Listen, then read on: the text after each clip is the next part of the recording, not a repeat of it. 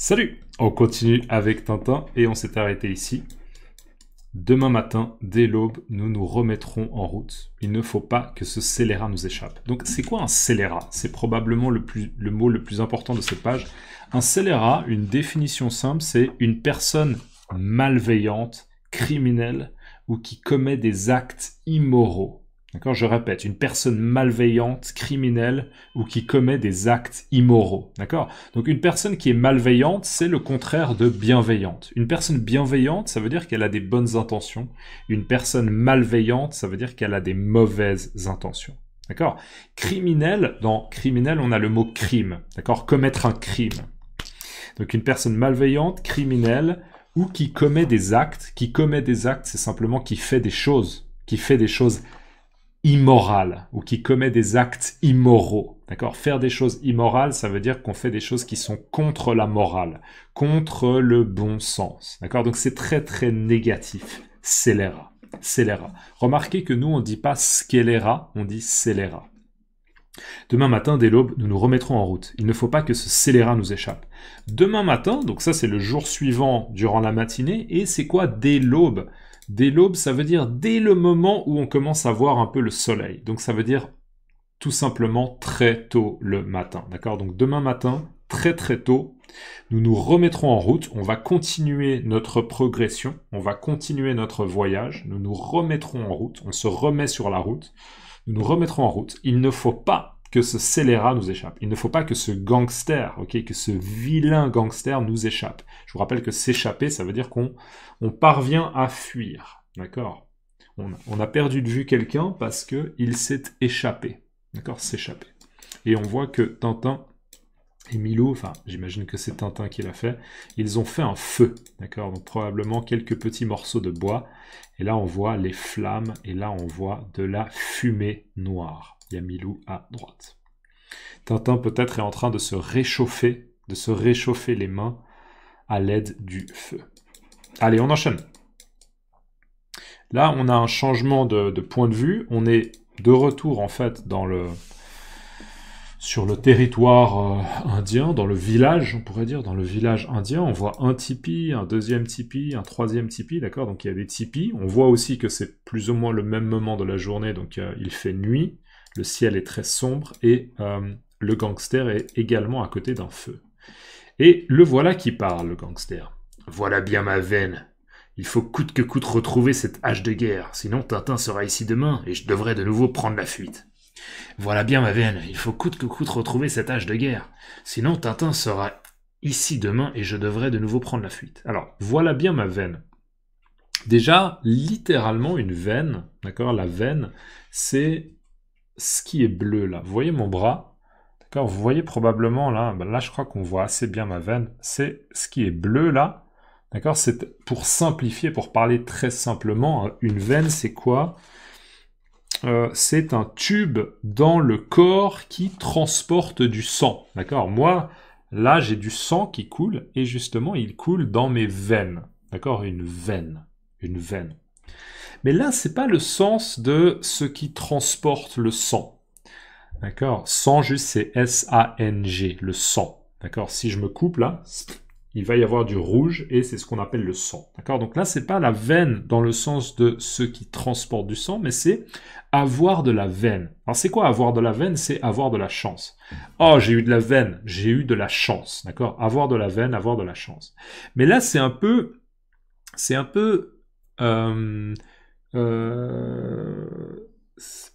ouais, sarcastique. Non, c'est pas sarcastique, c'est un peu ironique. Je dirais qu'il l'utilise de manière ironique. Il dit voilà bien ma veine, voilà bien ma chance. En fait, là, ce que dit le gangster, c'est qu'il n'a pas de chance. Pourquoi? Parce que le moment où il a réussi à imaginer un plan, de dire aux Indiens oh, il y a Tintin, il a des mauvaises intentions, d'accord? Le plan fonctionne, donc pour le gangster c'est très bien, mais souvenez-vous, le chef du village a dit, d'accord? Le chef du village il a dit je ne me souviens plus où on a mis la hache. Donc en fait, c'est pas de chance pour le gangster, parce que du coup, ils ne peuvent pas faire la guerre contre Tintin, s'ils n'ont pas retrouvé la hache. D'accord? Donc en fait, dans un premier temps, on peut dire que le gangster a eu de la chance, mais en fait, au final, il n'a pas eu tant de chance que ça. Donc c'est pour ça qu'il dit « Ah, voilà bien ma veine, d'accord, j'ai pas de chance. » En fait, là, ce que ça veut dire, c'est « j'ai pas de chance ». Là, sur ce coup, j'ai pas eu de chance, d'accord? Donc, voilà bien ma veine. Il faut coûte que coûte retrouver cette hache de guerre. Coûte que coûte, ça veut dire c'est absolument nécessaire. Il faut coûte que coûte retrouver cette hache de guerre. Il faut absolument retrouver cette hache de guerre. Vous vous souvenez que la hache de guerre, elle est quelque part sous la terre. Elle a été enterrée et il faut absolument la retrouver. Il est nécessaire de la retrouver.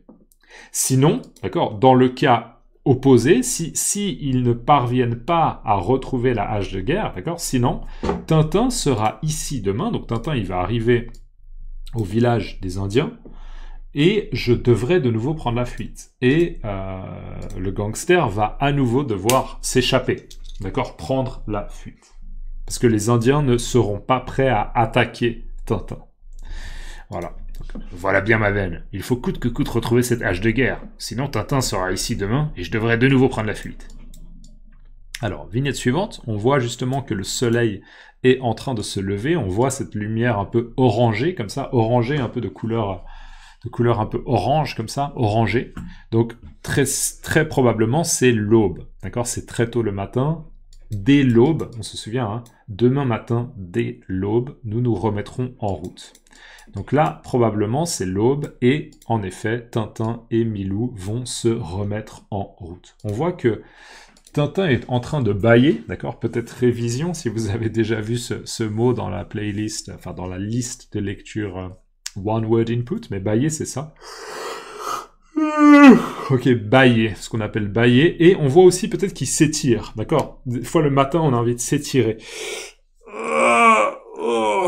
D'accord, s'étirer. Là, peut-être que vous avez envie de vous étirer. Vous me voyez en train de bâiller, peut-être que vous bâillez, et vous avez peut-être envie de vous étirer. D'accord, s'étirer. Donc, il bâille, il s'étire, et il dit « Voici le jour. En avant, mon vieux Milou. » D'accord, donc voici le jour, c'est-à-dire il fait jour. D'accord, on commence à voir la lumière du jour. Peut-être qu'on voit pas directement le soleil, mais on voit que le soleil commence à nous amener de la lumière. D'accord, souvent c'est ça. On voit pas encore le soleil, mais il y a déjà de la lumière qui arrive sur nous. D'accord, donc voici le jour. En avant, mon vieux Milou. En avant, c'est simplement, allez, on se met en marche. D'accord, on commence notre voyage, ou on continue notre voyage. En avant, mon vieux Milou. Et je vous rappelle, mon vieux Milou, c'est un peu affectif. C'est un peu mon ami. Allez, en avant, mon ami. Allez, en avant, mon vieux. Allez, en avant, mon vieux Milou. Et on voit que Milou, lui, a envie de continuer à dormir. Il a envie de continuer à se reposer. À se détendre, à se reposer. Il dit, déjà, non, il n'a pas envie. Et là, regardez, on voit le feu qui continue de fumer. D'accord, il y a un peu de fumée.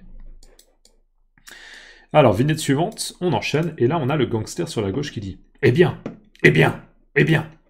D'accord, donc en gros, ce que je comprends, c'est, il dit « Quelles sont les nouvelles ?» D'accord, qu'est-ce qui se passe? Quelles sont les nouvelles? Et on a le chef de la tribu qui dit « Hélas, les pieds noirs n'ont toujours pas retrouvé leur hache de guerre. Hélas !» Hélas, c'est un mot qu'on utilise pour introduire une mauvaise nouvelle. D'accord? Hélas, malheureusement. C'est à peu près la même chose que malheureusement. Mais c'est assez élégant, ça sonne assez élégant, hélas. Donc si vous avez des gens francophones autour de vous, essayez d'utiliser le mot hélas. D'accord? Hélas. Et je pense que les gens diront, waouh, très jolie expression. D'accord? Hélas. Hélas, les pieds noirs, d'accord, donc notre tribu indienne, n'ont toujours pas. Toujours pas, ça veut dire que c'est pas le sens de toujours quelque chose qu'on fait toujours, quelque chose qu'on fait tous les jours. Non, là c'est le sens de toujours pas, ça veut dire que c'est encore le cas qu'on n'a pas réussi. Je vais donner une phrase en anglais parce que ça va aider les gens qui apprennent l'anglais. On n'est pas en train de dire they haven't always found it. On dit pas ça, on dit they still haven't found it. They still.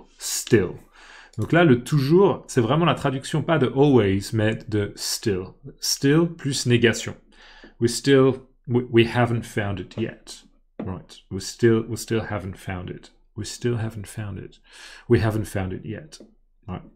Voilà. Donc le toujours là, en français, il a un peu deux sens. Il peut vouloir dire toujours dans le sens de tous les jours, ou bien toujours pas. Ça veut dire que même si on a continué à chercher, on n'a pas encore trouvé.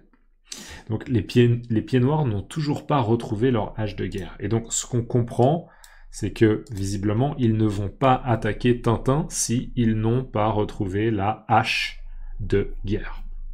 Et au loin, on voit un tipi, joli tipi, un autre tipi là, et on voit visiblement une femme qui porte un bébé sur son dos.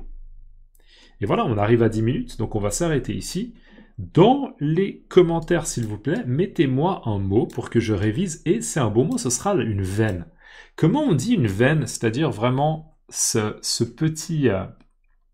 cette partie du corps, est-ce que c'est un organe, la veine? Non, je pense pas que ce soit un organe. Je pense que les veines, dans l'ensemble, constituent un organe, mais je connais pas vraiment les termes exacts, mais comment on appelle ça une veine? C'est-à-dire cette espèce de petit tube qu'il y a à l'intérieur de notre corps par lequel le sang passe.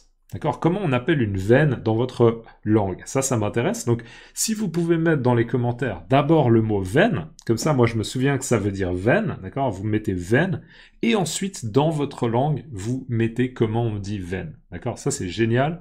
Encore une fois, ça va m'exposer à du vocabulaire, et pour l'algorithme, c'est parfait. Donc, merci d'avance si vous pouvez le faire. N'oubliez pas de liker, et on se voit dans la prochaine vidéo. À plus, ciao.